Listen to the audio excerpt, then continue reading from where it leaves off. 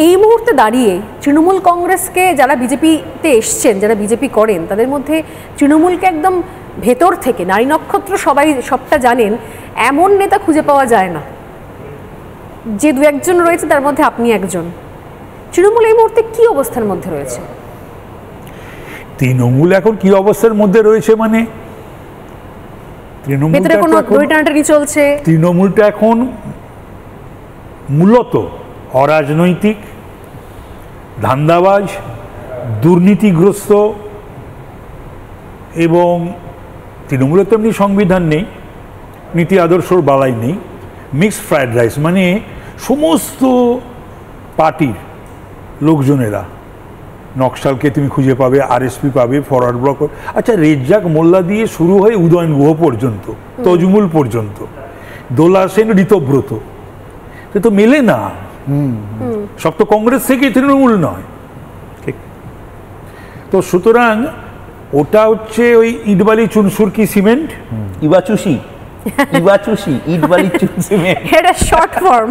আর হচ্ছে ওই রয়েছে তারাই হয়তো ভাবছে তৃণমূলীরা কেউ কেউ বা মমতা ব্যানার্জি নিজেও আমাকে কি ভালোবাসে, একটু 19-20 হলে ওরা বুঝতে পারবে যে তৃণমূলকে কজন ভালোবাসে আর মমতা ব্যানার্জিকেও কজন ভালোবাসে। মানে কল্যাণ ব্যানার্জিকে বুঝতে পারছে, যার ইকুয়েশনে যে যার প্রয়োজনে এবং স্বার্থে এসেছে এবং গেছে। আচ্ছা, কার ডিভোশনটা, ডেডিকেশনটা রয়েছে? নায়ক নায়িকা, গায়ক গায়িকা, খেলোয়াড় ফেলোয়াড়গুলো থাকবেই বা কেন? অভিষেকের তো আছে। কি আছে অভিষেকের? অভিষেক তো সেই অর্থে ডিভোশন আছে না নেই? অভিষেক তো সেই অর্থে পলিটিক্যাল এলিমেন্ট, মানে ইমার্জ করা নয়। আচ্ছা, অভিষেক কি প্রথম থেকে কি ও কি ছাত্র রাজনীতি করেছে? না। যুব রাজনীতি করেছে? না। একটা রাজনৈতিক দল, এটা অদ্ভুত, তার যুব ইউনিট থাকা সত্ত্বেও যুবা, মানে এটা কিন্তু আমি ওখানে থাকা সময় থেকেও আমি যা বলার, যেখানে বলার, সমালোচনা করার, আলোচনা করার আমি কিন্তু করতাম। তারপর এটা কি সত্যি কথা যে মানে কোনো 19-20 যদি হয়ে যায়, যদি তৃণমূল সরকার থেকে চলে যায়, দলটা থাকবে না, মানে চারপাশে বিভিন্ন জায়গায় হওয়া সত্ত্বেও যে কংগ্রেসকে তুমি এখনো দেখতে পাও বাংলায়, বা শূন্য হওয়া সত্ত্বেও যে সিপিএম বা বামেরা, না ঠিক ময়ূক, আমি তো একমত, পাবে না। কেন থাকবে বলো না? সেইভাবেই তো দলটাকে তৈরি করলো না মমতা, তো সেইভাবে চাইলেন না। কিরকম আবার যেভাবে মমতা ব্যানার্জি চালালেন, সেখানে তারও প্রয়োজনের সময় রাজনীতিতে, যখন সে যুব কংগ্রেস থেকে আন্দোলন শুরু করলো, 93 সালে যে 21শে জুলাই 13 জন প্রাণ দিল, যে কারণে তার দুটো তো ইস্যু ছিল, দুটো। Number 1, no I card no vote. আজকে মমতা ব্যানার্জির দুর্বৃত্তরা সেই আই কার্ড কেড়ে নেয় ভোটের দুদিন আগের থেকে।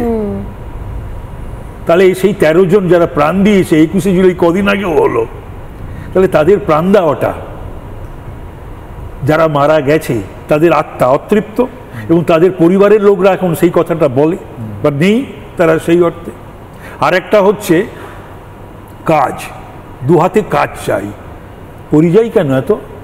কোথায় শিল্প, কোথায় কাজ? পরিযায়ী শ্রমিকদেরও বলবো ফিরে আসুন, বাংলায় কাজের অভাব নেই। যে কাজও হচ্ছে, বেরোচ্ছে কিছু চাকরি টাকরি, কোনোদিন বাংলায় কেন আমার জানা নেই ভারতবর্ষেতে কোনো সরকার, কোনো রাজনৈতিক দল, শাসক দল চাকরি বেচেছে, এটা আমার জানা নেই। সেগুলোও সব দেখতে হলো। এত শতর পরও আমার